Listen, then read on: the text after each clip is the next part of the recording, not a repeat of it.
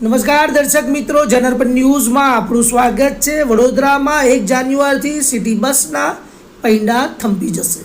નવા વર્ષની શરૂઆતમાં વડોદરાવાસીઓ માટે મુશ્કેલીના સંકેત।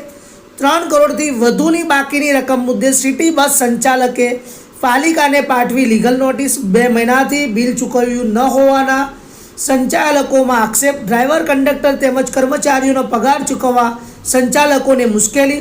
ઈંધણ અને જાળવણીમાં ખર્ચ માટે નાણાંની તંગી। અનેક રજૂઆતો છતાં પાલિકા તરફથી સ્પષ્ટ જવાબ ન મળતા સંચાલકોનો નિર્ણય 31 ડિસેમ્બર સુધી બાકીની રકમ ન ચૂકવાય તો આગામી 1 જાન્યુઆરીથી બસ સેવા બંધ કરાશે। સિટી બસ સેવા બંધ થાય તો વિદ્યાર્થીઓ અને નોકરિયાતોને ભારે હાલાકીનો ભય।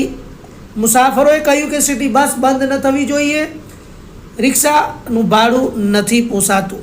તો આમ વડોદરા શહેર માટે એક આ ખૂબ જ મહત્ત્વના સમાચાર છે કે પાલિકા તરફથી જે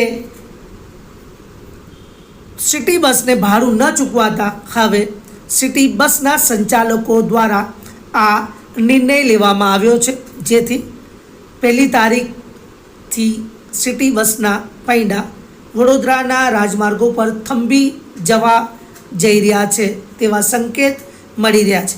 31 ડિસેમ્બરની તેમને છેલ્લી રાહ જોઈ છે। જોવાનું રહેશે કે પાલિકા શું નિર્ણય પર આવે છે।